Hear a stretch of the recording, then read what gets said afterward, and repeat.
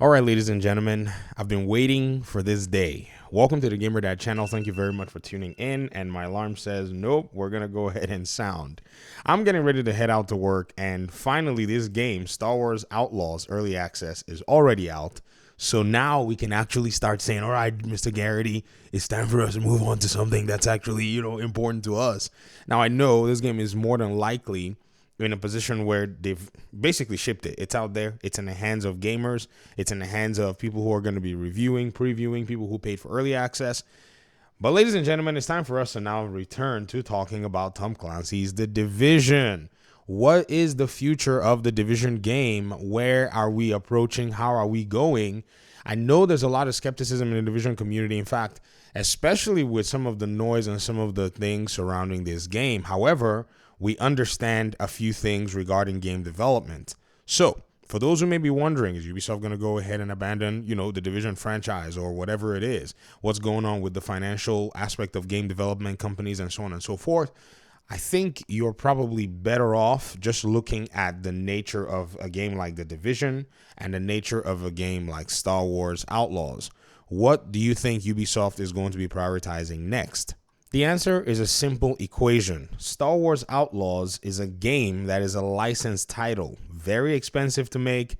There is no way they're going to abandon some of their flagship franchises to be paying Disney and Lucasfilms all this money. They've also gone with a second licensed game that came before this game that we know that its success was nothing that we could write home about in terms of sales. Now, yeah, maybe over time they'll recoup their money, but I don't necessarily know how well they're going to take to continuing licensed game development. Perhaps they might keep going with, say, this Outlaws game, but with The Division, that is an IP that Ubisoft owns. I'm quite actually surprised that they took on 2 of these games and they actually gave 2 of them to one of their studios. Because if you've actually taken a look at Ubisoft and their financial statements in terms of talking about, shareholder concerns and so on and so forth, they've always prided themselves in actually sticking with their own IPs. Assassin's Creed, Far Cry, the Tom Clancy games, and this and that. They've usually stuck with the games that they own because this actually gives them a lot more leverage. But somehow this time it seemed like it was very important for them to basically go after a licensed IP because of the craze that probably surrounded Star Wars a while back. But here's the thing, ladies and gentlemen. We're now in this position where the Star Wars game is coming out. The developers are probably going to learn something very interesting. In my opinion, I think this is the best way for them to be able to go. Because if they don't learn now, or if they don't necessarily, catch what the market is doing, their minds may not be focused. Because if you think about it, a lot of this is born as a result of the craze that has been going on. I mean, if you kind of consider, what's going on here, there seemed to have been a license, craze running all over the place, from time to time. Ubisoft has done an Avatar game before, but then Marvel Spider-Man, just came out and was just a huge hit. And so I think a lot of studios started to look again, like, what would we do with licensed games? Even Bethesda decided that they wanted to jump in around 2021 to make an Indiana Jones game, even with the cost, even with the license cost, and even the license fees.